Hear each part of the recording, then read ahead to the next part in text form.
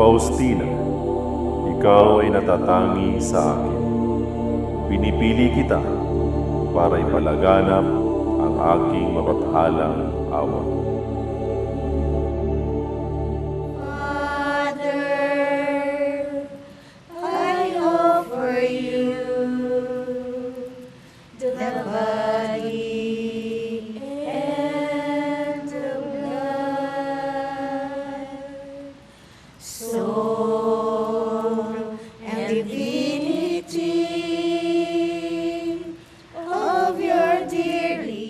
Ang community ay nag-evolve sa mahabang panahon. Nagsimula ito sa Singalong hanggang sa kami ay napunta rito sa San Carlos Seminary.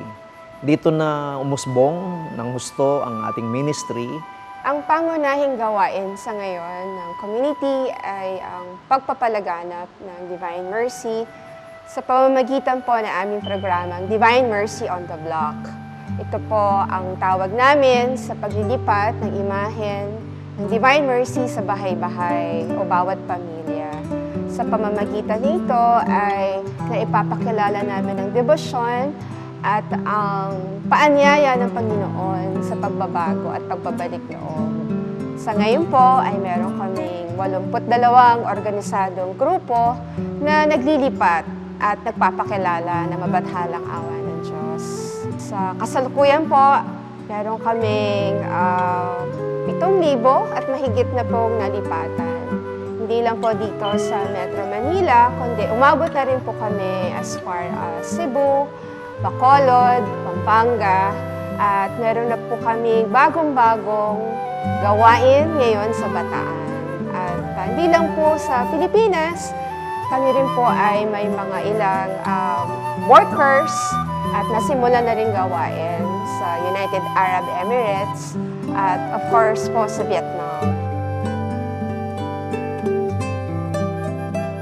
Year 2011 po, November, na-diagnose po ako ng cervical cancer stage 2. Bali po, nalungkot po ako, syempre cancer yung sakit.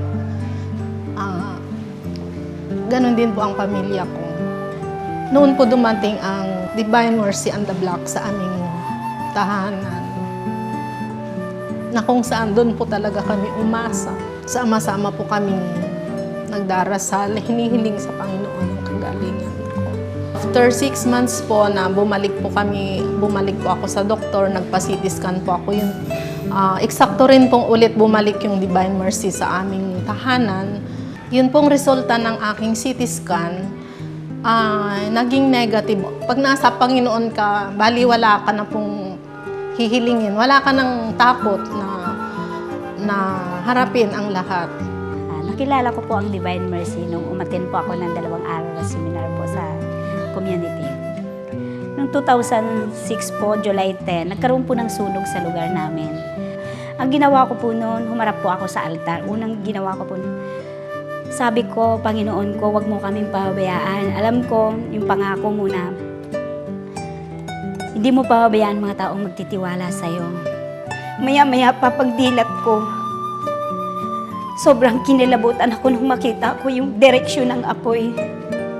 Kinilabutan ako ng sobra-sobra dahil yung apoy na papunta sa bahay namin, papunta na po doon. Nung pagkahinto na po ng apoy, nalaman ko, lahat ng inakyatan ng image ng Divine Mercy sa lugar namin, wala ho kahit isang bahay na nasunog. Sabi ko, talagang napakabuti mo, Diyos. Napakabuti mo, Panginoon.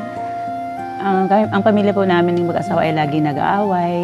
Dumating po sa punto na hindi kami nagkaintindihan at nagkahiwalay po kami mag-asawa. Umattend po ako ng 2 araw na seminar noong September. Simula po doon, napakabuti po ng Panginoon. Siya na po ang gumabay sa aming mag-asawa.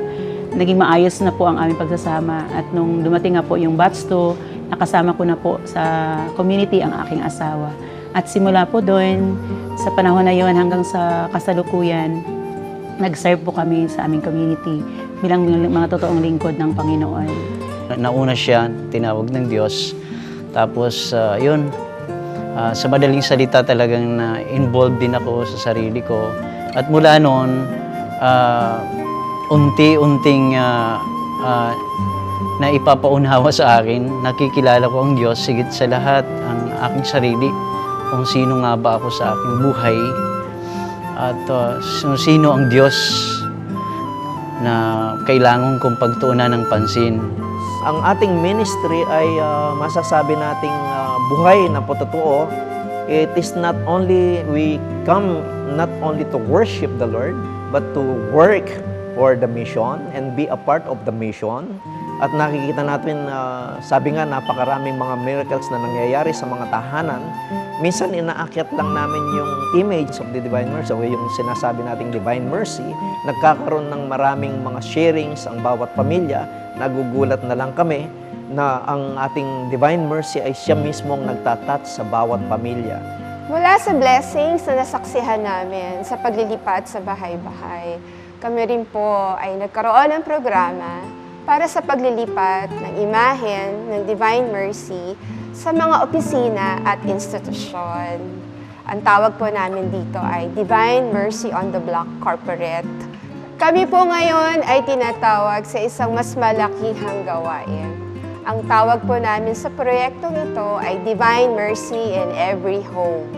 Our target is to enthrone the image of Divine Mercy in 500,000 homes in 10 years. Kaya ako ay naririto rin para kayo rin ay anyayahan. Kayo rin ay maging parte ng ating gawain. Ito ay masasabi nating puspos at talagang ang pagmamahal ng Diyos, ang mga blessings ng Diyos ay para sa ating lahat.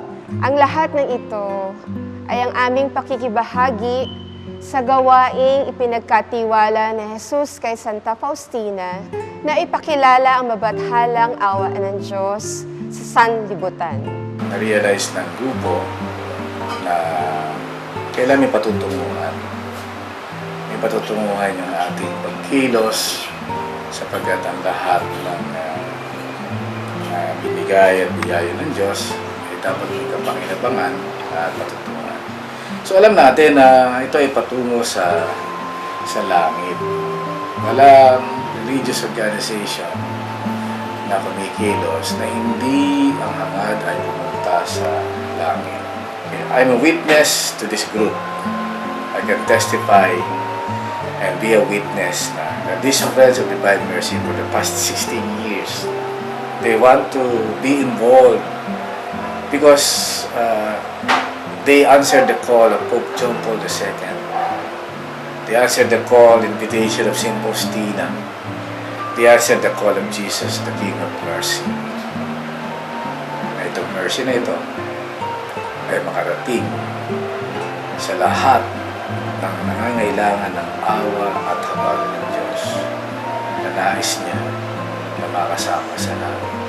So, what I would say, join the Friends of Divine Mercy and you will experience heaven on earth.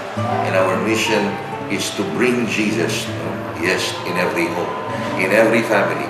Well, the Holy Father said, the crisis of faith today ay nakaugat and it is rooted sa crisis ng family. Kaya nga, we have to save the family. And how do we save the family? Well, by bringing Jesus, the divine mercy of the Father, into every home, into every family. So, and apostles, messengers, propagators, we will be the means so that this divine mercy of God may reach the hearts of every soul.